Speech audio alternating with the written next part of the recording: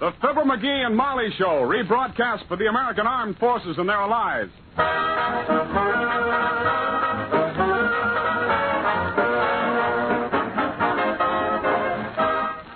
For you soldiers, sailors, Marines, and Coast Guardsmen, it's time for Billy Mills and his orchestra, the King's Men, Ransom Sherman, Arthur Q. Bryan, and Fibber McGee and Molly.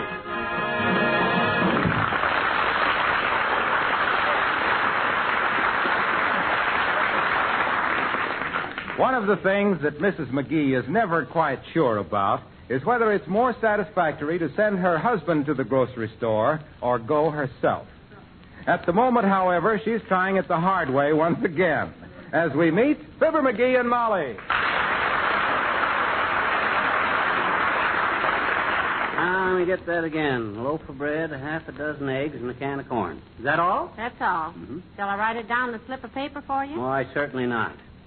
My gosh, anybody that couldn't remember three simple little items like a loaf of bread and a can of corn and that other... Half a dozen eggs. Half a dozen eggs. I got it. How about some meat? We're all out of meat points. Okay, that's what we'll have then. What? Leg of nuttin'. Well, here I go, laughing and scratching. Corn, eggs, and bread. Corn, eggs, and bread. So you have the phone call put on our bill, too. What phone call? The one where you called me up and asked me what was it besides eggs and bread? Don't worry, Snooky. I got it. Now, wait a minute. Let me see. Cornbread and eggs. Cornbread and eggs. Cornbread and eggs. Seems to me there was three things she wanted. Eggs, cornbread, and something else. Oh, well, she'll be expecting me to call up anyway. Say, excuse me, but could you tell me what... Well, I'll be if it isn't good... Well, by George, it certainly is. Well, how are you, old man? Why, I'm fine. Well, I set these drips down a minute. Uh-huh.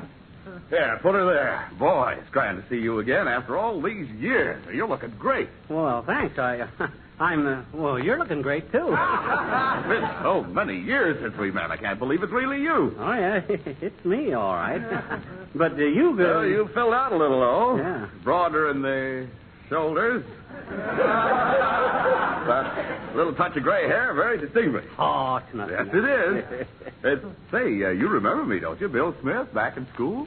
Bill Smith? You mean back in Peoria? Yeah, Peoria. Good old Peoria. What times we used to have in the old... To say you are, I mean, I haven't made a mistake, have I? Your name is... McGee. Fibber McGee. You had it right. I'm sure I have. By George, this is great, isn't it? Say, whatever happened to that little girl you were going with, the pretty one? She lived over by the, on the other side. You mean Molly Driscoll? Why, shucks, I married her, Bill. No kidding. Yeah. You lucky son of a gun. Yeah. There was a great little girl, that Molly. Well, tell her old Bill Smith said to say hello. Hey, why don't you tell her yourself? We live right here. Come on in. She'd love to meet anybody from the old hometown. Hate to barge in on her like this. Horse feathers. Hey, Molly, look who I found. Walking the streets like an old bum. Remember Bill Smith we used to go to school with in Peoria? Well, how do you do, I'm sure, Mr. Smith. Molly, well, you haven't changed a bit. And don't call me Mr. Smith, either. It was Bill when we were both in, what was the name again? The tough teacher we had that... Miss Fiddish. Miss Fiddish. Yes. Well, that's the one. What a woman. She had a face like a tired cantaloupe. Molly, you look wonderful. If I hadn't happened to be passing an old Fibber, hadn't recognized I knew you the minute I saw you, Bill. Of course, I got a terrific memory for faces. So McGee, why do you let why do you let Bill stand there with those suitcases? Give the man a chair. Oh, for God's sake. Here, sit down. Sit down, Billy boy, sit down. Billy boy. I haven't heard that since the old days when you were on the team, Fibber. What team was that, Bill? What do you mean, what team? I was second blade on the Mumbledy-Peg team, wasn't I? Oh, this is wonderful. Just arrived in town, and I meet up with two of my old school day friends. So sometimes I... Pardon me. Oh, come right in, Alice, dear. Well, I was just going... Hi, Alice. Oh, your daughter, McGee? Amazing resemblance. No, Alice isn't our daughter, William. She's just... Oh, not your granddaughter. No.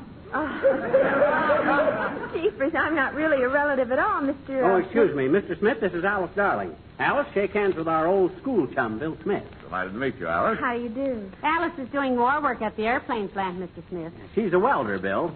carrying the torch for several thousand aviators, you might say. No relation, eh? Well, I would have Oh, thought. I'm not really related, Mr. Smith. But after all, Mrs. McGee has been just like a mother. Like a big sister. Thanks for the reduction in rank, dear. And Mr. McGee is sort of a second father to me. In fact, he acts a lot like my real father, especially when I forget my key at night and he has to come down and let me in. Oh, I don't mind, Alice. My gosh, a guy'd have to be pretty bad-tempered to mind waking up out of a sound sleep at 2 a.m., getting out of bed onto the icy floor, stubbing his toe against the door facing, falling over an end table, going downstairs to let somebody in who's only lost 4 door keys so far. Did you want to see me about something, Alice? Oh, nothing in particular, thanks. Well, goodbye, Mr. Smith. I suppose I'll see you in the morning. I'm afraid not, Alice. I'm just in town overnight on business, and as soon as I check into a hotel... My gosh, Bill, I never even asked you where you were staying. Oh, they'll never let you stay at a hotel, Mr. Smith. You might just as well relax. Mr. and Mrs. McGee are the most hospitable people in town, and any time an old friend of theirs shows up, well... I better be going, I guess. Goodbye. Goodbye. Goodbye, Alice. Well, I guess I better be shoving off, too. No, sir. You're staying right here tonight, Billy boy. Of course, William. Oh, I couldn't impose on you like this, after all. Come on. Give me them suitcases. How's Uncle Dennis's room, Molly? It's all ready, dearie. Fine. Uncle Dennis won't be back for several days. Yeah. Uncle Dennis. Is he the uncle who... Yes, but not as much as he used to. Well, come on.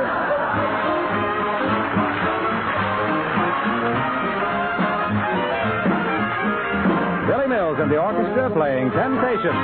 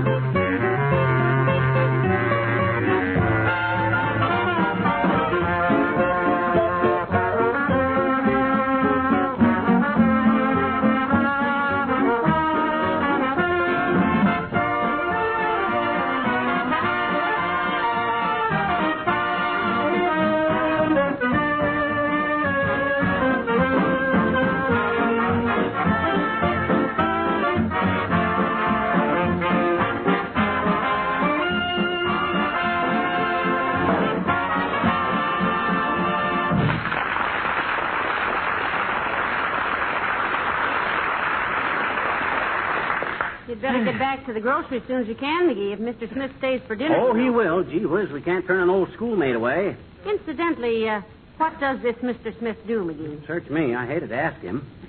And there's nothing in his wallet that gives a clue. In his wallet? Yeah, nothing but $65 in cash, some credit cards, 2 mutual tickets from Hialeah, a card with his wife's birthday and wedding anniversary wrote on it, and a recipe for how to make a gimlet. Oh, a gimlet. Maybe he's a tool maker. Ah, could be. Say, McGee, what were you doing going through the man's wallet? Aren't you ashamed of yourself? Why, Molly, you know I wouldn't do a thing like that.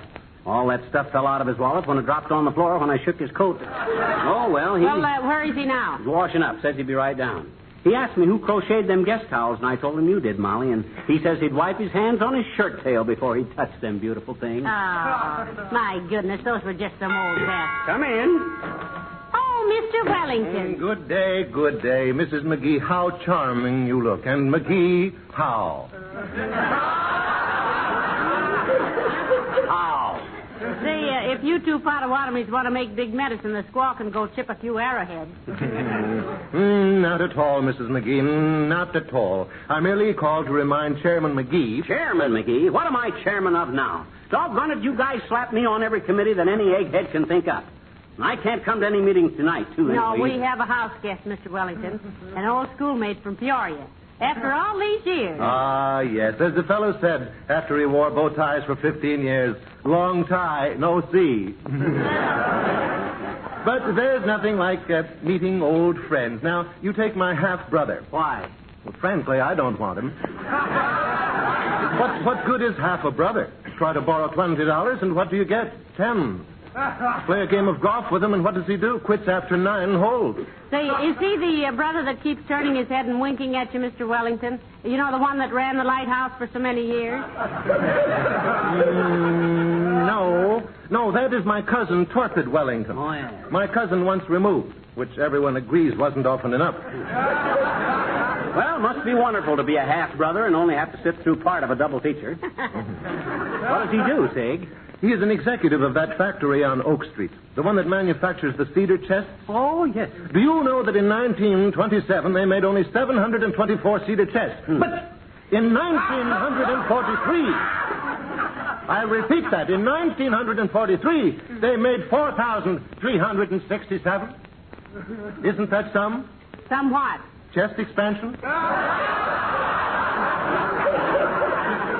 Well, try and make the meeting if possible, old fellow. A fond toodaloo to you, Mrs. McGee, and to you, McGee. Ooh.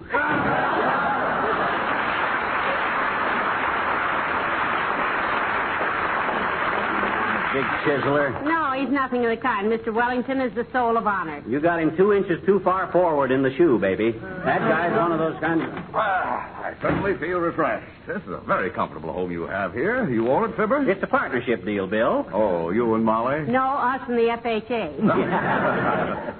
You don't know what it means to be far from home and run into 2 old friends like this. Say, you remember that store in Peoria where us fellows used to hang out, Fibber? Huh? You know the one down on the right across from the Oh, the Puff Cigar Store. The Puff Cigar Yes, Store. I hadn't yes. thought of that place for years.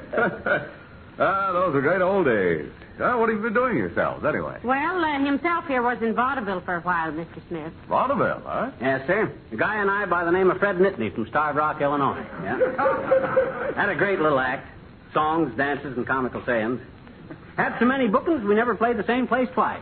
Ah, those lucky places. Say, tell Mr. Smith the joke you and Fred Nittany always used to do, McGee. Which one, Molly? You know, the one where you come out in the hip boots and Fred said, "What are those?" And you say, "These are my golf shoes." And he said, "Golf shoes?" And you say, "Yes, a hole-in-one." Tell Mr. Smith that one. I wish you would. No, I don't want to get those jokes started again. Might want to revive the old act anytime now. I never Must have been a lot of fun. Yeah. You didn't make all your money in vaudeville. As a matter of fact, he didn't make any of it in vaudeville. As a matter of fact, I didn't. Hey, you remember the time? Hello, Molly. Hiya, pal. Hi there, old... Oh, excuse me. I thought it was somebody else. Come on in, Mr. Wilcox. This is Mr. Smith. Mr. Smith, Mr. Wilcox. How do you do, sir? How are you? Mr. Smith is an old friend of ours, Mr. Wilcox. Knew us back in our old school days, Junior. Well, looks a little young to have been a truant officer that long ago. Well, you're looking nice, Mr. Wilcox. How's everything with you? Oh, wonderful, Molly. Business has been wonderful. Oh, business. Don't you ever think of anything but business? Let me think. Nope. What is your business, Miss Wilcox? Oh, dear. Rocket ship for Racine, leaving on track 2.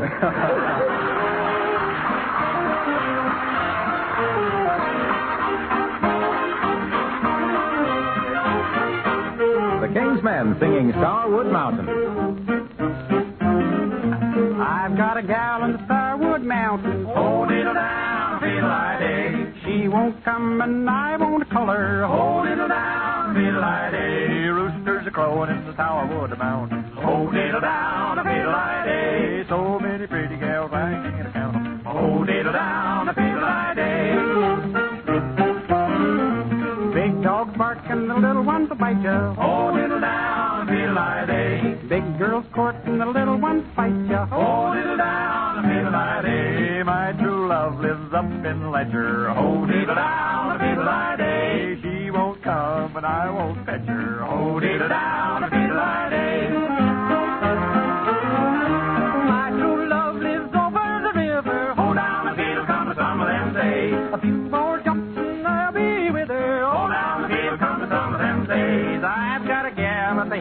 the holler. Oh, down the fiddle come some of them days. She won't come and I won't follow her. Oh, down the fiddle come some of them days.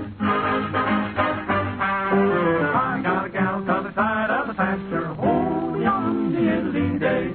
She won't come and I won't ask her. Oh, yum, diddly day. I just wrote her a lovesick letter. Oh, yum, diddly day. If she wants to read her, she will have to come and get her. Oh, yum, diddly day. Old man, I want your daughter.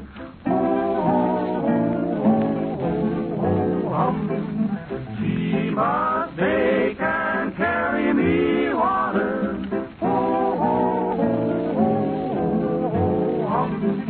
Oh, man, I want your daughter. Down, diddle, down, diddle, down, diddle, day. She must bake and carry me water. Oh, diddle, hi, diddle, hey, diddle, what is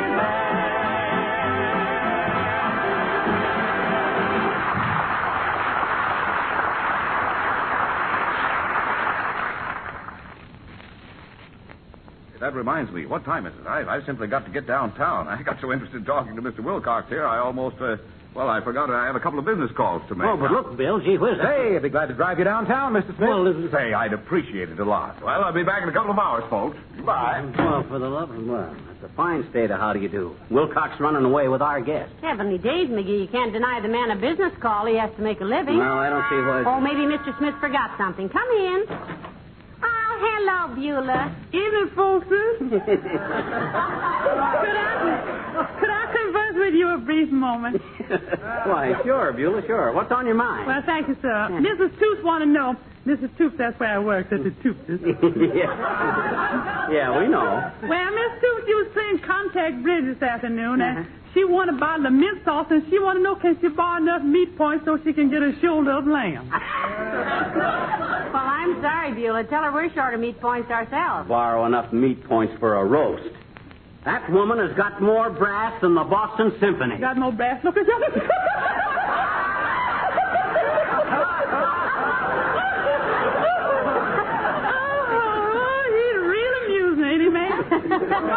Well, don't ask me, Beulah. The woman can't testify against her own husband, you know. By the way, Beulah, do you wear a uniform over at Toops's? Yes, and Mr. Toops say I ought to wear a 10-gallon hat, too, on account of I'm so at home on the range. How do you dress on the days when they have company? Well, sir, first I put on my shoes and my hose, then I get out of bed and I fit into my... Who want to know that?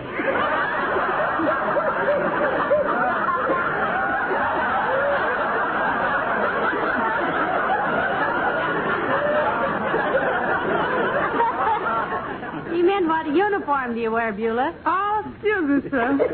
I do wear the usual, a little white apron and a banana on my head. You mean bandana? Yes, and that's what I said, banana. Well, thank you much, folks, and don't forget, if and you ever need a good cook, I'm a specialist on what's your favorite dish, Mr. McGee? Squab and wild rice. Oh, that's my specialty. Yes, and I make it with plain rice. Huh? Because when it seems a squab, it go wild. Well, good night.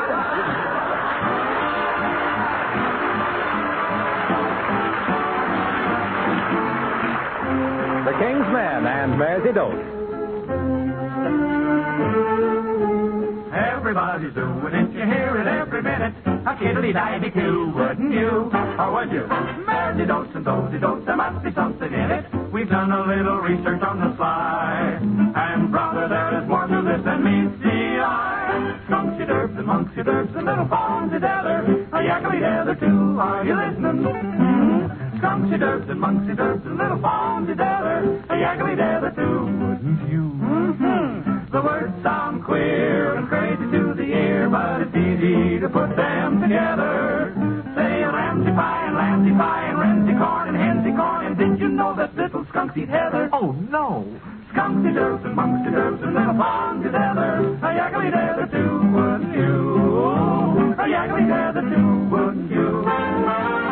Cows are sweet and sows are sweet and little bears are tiny. A piggly tiny too, and you would too if you could get it. Cows are sweet and sows are sweet and little bears are tiny. A piggly tiny too, and don't forget it. Now everybody knows that a cow eats Everybody knows that if a pig won't eat, he's either too old or too young. So cows eat and sows eat, little bears eat honey, a pig'll eat honey too, and you can bet it. Snails eat eels and whales eat eels and little sharks eat oysters, a squid'll eat oyster too. Wouldn't you? Leave us faces.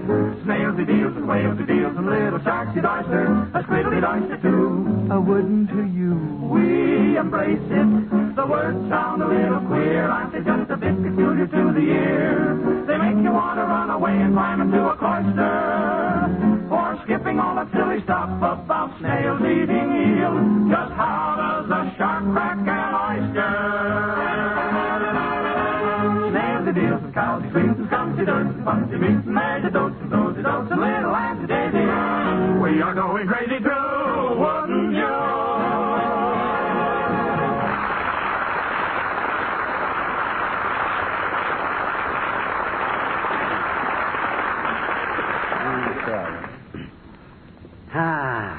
How do you like these cigars, Bill? They're good, aren't they? Oh, swell, Fibber. They're great. How long have you been smoking?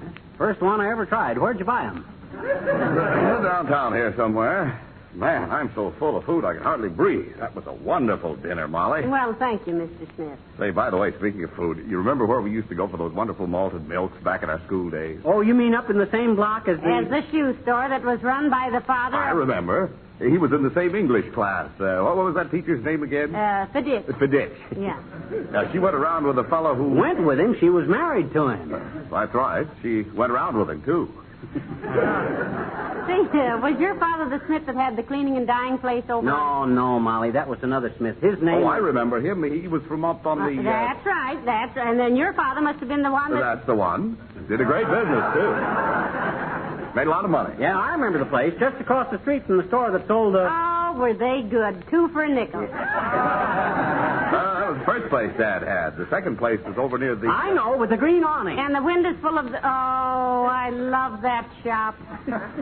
Yes, it was a very popular place with the... The high school crowd. Yeah? Oh, boy, it sure was. How'd your old man ever get into that business, Bill? Well, that's a pretty long story. I think Molly's pretty tired. I'd love to sit around and gab all night, but I've got a long train ride tomorrow, and... Well, that was a wonderful dinner. Well, I'm so glad you enjoyed it, Mr. Smith. Say, I put an extra blanket on your bed in case it turned cold tonight. Thanks a lot.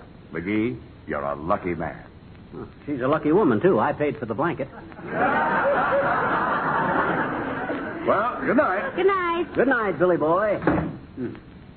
Say, what on earth was that silly routine we were doing? I don't know. You mean about the green awning and Sure. streets of... I don't know. I'm kind of baffled myself. You know, the more I see of Mr. Smith, the less I can remember him. Mm-hmm. Are you sure we know him? Why, sure, I'm sure. He come right up to me on the street and called me by name, didn't he? And asked how little Molly Driscoll was. My gosh, if he wasn't the real thing, he'd never... Who's that? Who makes calls at this time of night? Come in, Doctor. Hello, Dr. Gamble. Hello, Molly. Saw you light and thought I'd stop and say hello. Hello, slum child.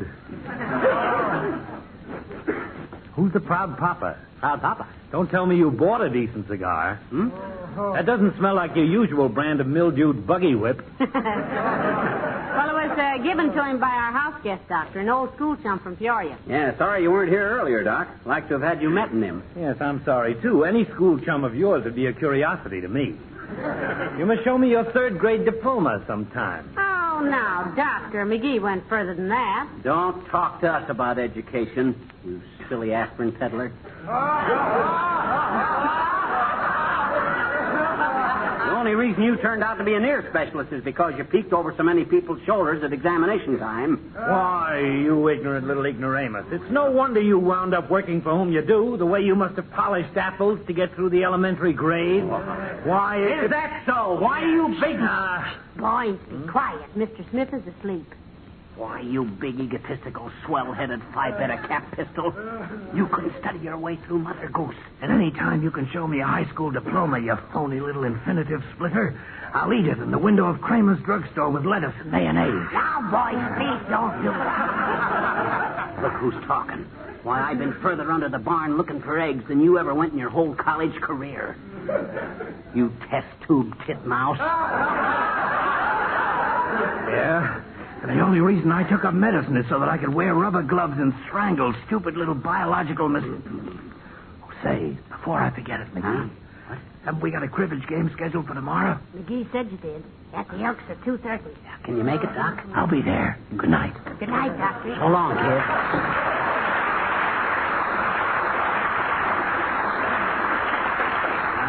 Great guy, Doc. I'd like to have had Bill Smith meet him. Well, I'd still like to know if he went to school with you or with me. Oh, well. We'll ask him in the morning. Come on, let's go to bed.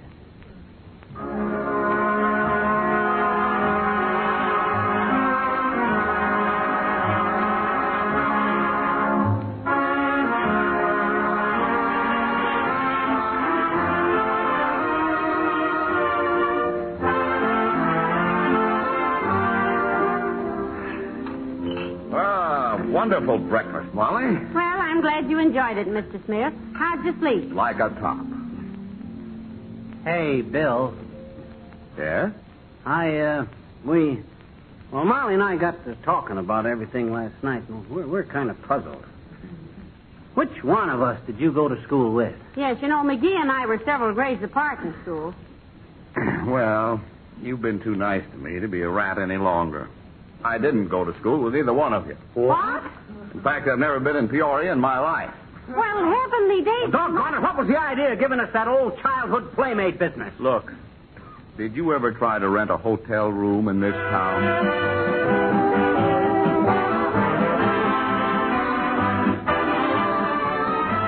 Of all the deceitful, chiseling grafters, that guy Smith was the dirtiest, lowest down... Now, for goodness sakes, McGee. The man was desperate. Yeah. And he can't be so bad when he was so thoughtful as to send me these beautiful flowers. Oh, yeah? Trying to patch it all up with $3 worth of petunias, eh? Oh, no. By George, when I give this story to the newspapers and he sees his name in print, he won't be... Oh, say, McGee, I forgot to tell you. He sent you this box of cigars, too. Cigars? The kind he gave me before? That was a pretty clever stunt of his at that, you know. Great personality, Smith. My, how he has changed. Huh? Never mind. Okay. Good night. Good night, all.